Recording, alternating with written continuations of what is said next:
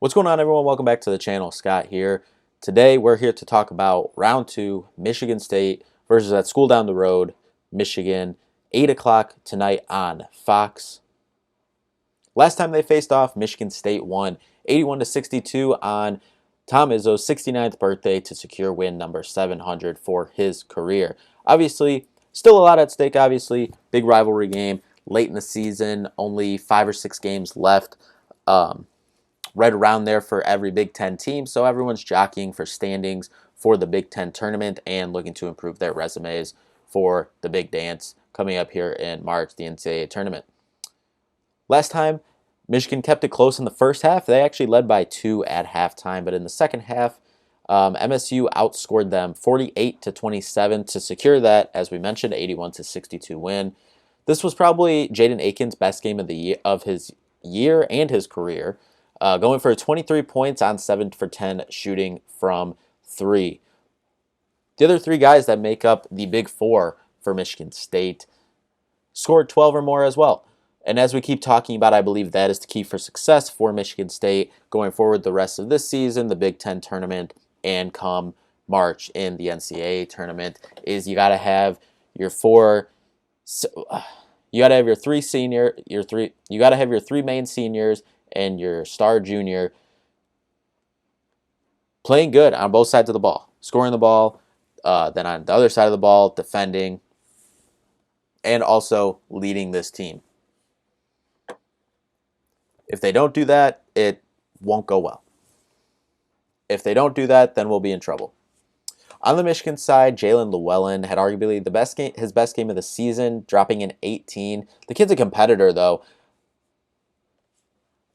Dropped 16 against Purdue earlier in the season. Those are his 2 highest scoring games of the season. So in intense competition and big games, he has showed up in both of those games this season.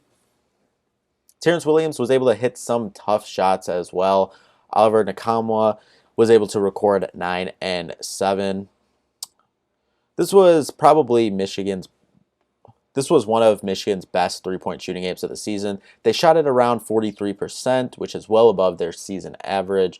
Obviously, the last time out, they did not have their star in Doug McDaniel due to his suspension, only playing home games, not playing on the road. But obviously, he'll be playing tonight as it is in Ann Arbor.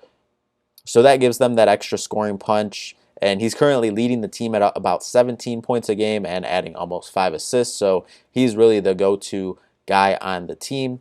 Last year, Doug, it was a tale of 2 games. The game in East Lansing, he had 0 points, and A.J. Hoggard, to my memory, really stifled him the whole game, got up in him, being a bigger guard, getting into the smaller Doug McDaniel throughout the game and forced him to 0 points in the game. But in Ann Arbor, he dropped 18, 4, and 4 and had arguably one of his best games of his season last year, if not his best.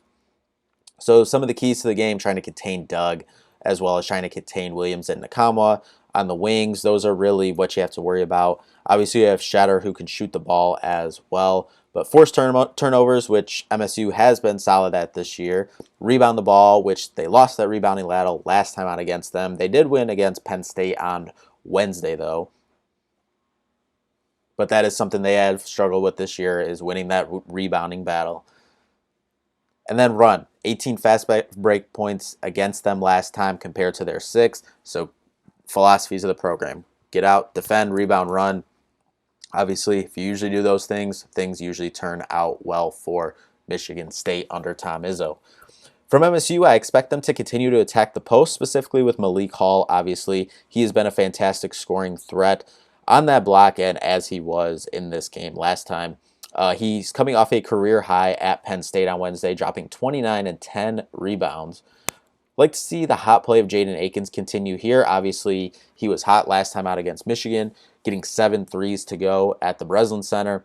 We'd like to see that continue, and he's also getting a little more consistent on both sides of the ball.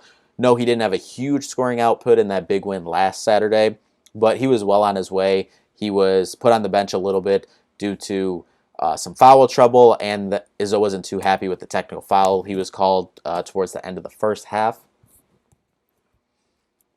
AJ just needs to see him continuing to attack and to round out the four. I would like to see a Tyson, kind of have a game where he goes off, scoring wise. Like, yeah, he's still, getting around his scoring average, 18 points every game, 22, like that range. But we haven't seen a real like 25, 27, Tyson takeover game in a while. I think that would be ideal as long as it doesn't take, the rest of the offense out of the game in terms of getting the ball down to Malik, the transition game with AJ and Jaden. If he can go off for 25, kind of get back in that scoring rhythm that we haven't really seen since the beginning of the season. Obviously, he seems like he's been hampered a little bit with some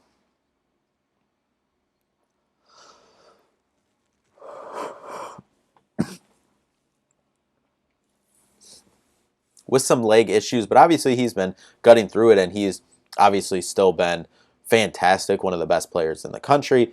Not saying that, but would like to see a Tyson Walker against Baylor, kind of take over, stat stuffer game, obviously with the win.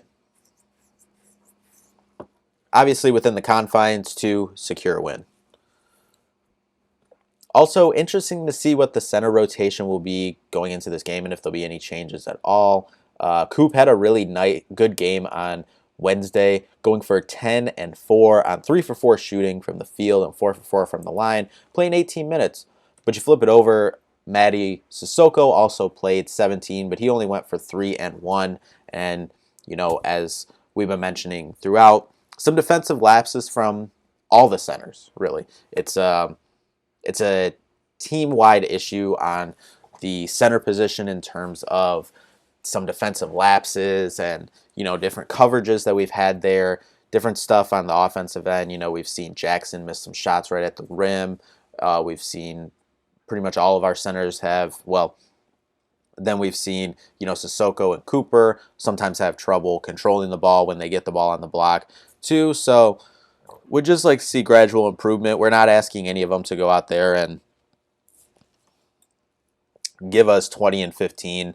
We're not asking that, but if Coop or Mady, whoever can step up and give us what Coop gave us last game, 10, would like to see a little more than 4 rebounds. If we can get 10 and, 7, 8 rebounds out of, one of the setters, I think that's even a huge, huge boost. If if the main 4 guys in AJ, Tyson, Jaden, and Malik, if they're clicking, if we can get 10 and 8 from a center, that'd be huge, especially when you mix in, Trey Holloman can get his off the bench as well, and obviously him distributing the ball as well. But obviously he shot the ball very well this season too. So if we can just get some of that from the center position too, would like to see that. And there's still time for improvement. Obviously, we haven't seen it so far this year or the last 2 years, really, last couple years since Xavier Tillman left campus, but from the center position. But there's still time to get there. I think Coop can get there. I still believe Mady can be a solid big. And I believe these guys can get there. Maybe just call me a homer or a fan, whatever you want to, for believing in these guys, but that's beside the fact that these are great, great young men. Besides the fact that these are great kids, but I do think they didn't end up at Michigan State for no reason. There's clearly, obviously, talent there, but if you go on Twitter, you would not think that. You would think these guys need to be playing at Division III, like community school, community college, whatever you want to say, but it's in there. We just got to see. We've seen flashes from Coop. We've seen flashes from Mady throughout his career. I mean, look at Gonzaga last year, Kentucky.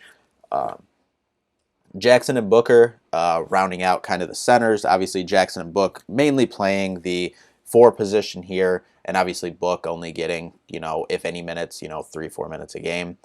But from the whole center position, just if we can get a little bit of consistency, a little bit of scoring, 10, 12 points, all we're asking, and, 7, 8 rebounds, that would be nice to see improvement there. Then just getting into some of the Bart Torvik numbers. Then, as usual, our friends over at Bart Torvik, MSU, still staying solid. Metrics still love them. Bart Torvik still has them as 15th team in the country. They have Michigan at number 100 in the country. MSU 16-9, 18-6 in the conference. Tied for 4th. Obviously, like we said, trying to get that double bye, so a top 4 seed. They're tied with Northwestern currently, but obviously Northwestern has that win over them, so I believe obviously they'll have the tiebreaker currently, but we do get Northwestern one more time this season, second to last game of the season, and the home finale. Michigan's 18-17, 3-11 in conference play, currently in last place in the conference. And also mention this before I get into a little spiel on the game. They're favored to win by, Michigan State is favored to win by about 5, 74-69.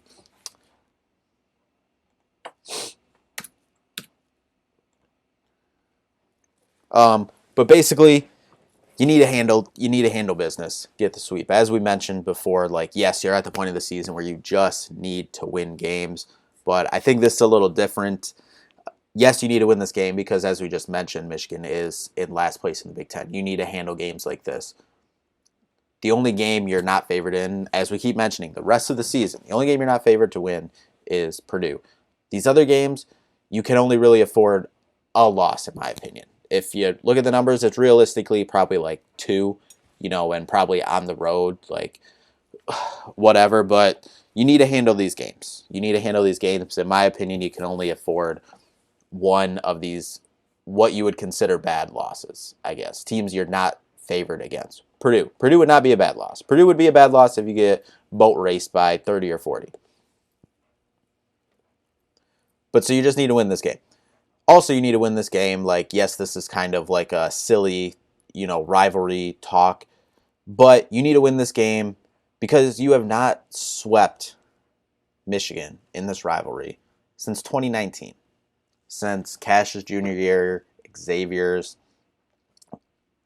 sophomore year, you've not gotten a sweep in this rivalry. Hasn't happened since 2019. 2020, you split. 2021, you split. 2022, you split. Last year, 2023, you split. You're 1-0 right now. You need to finish the job and get the sweep. Especially when this is probably the worst Michigan team, for sure in my, remembrance or fandom. This is the worst Michigan team that we've seen. So you need to handle business. And also, given all the chatter and talk about Juwan Howard,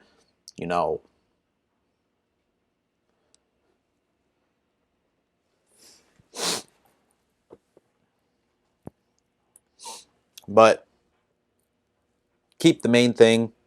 There's 6 games left in the season. You have to finish strong.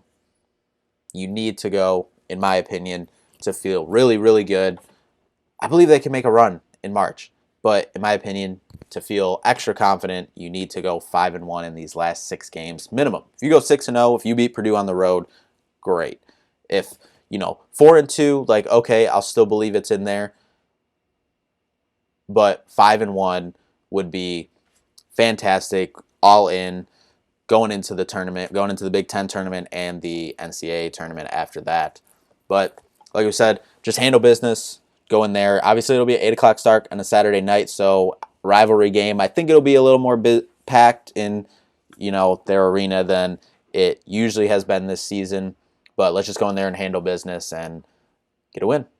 Get the season sweep. Just please get the sweep. All right, but thank you all so much for watching. See you after the game. Hopefully a win. Talk to you later. Peace out. Go Green.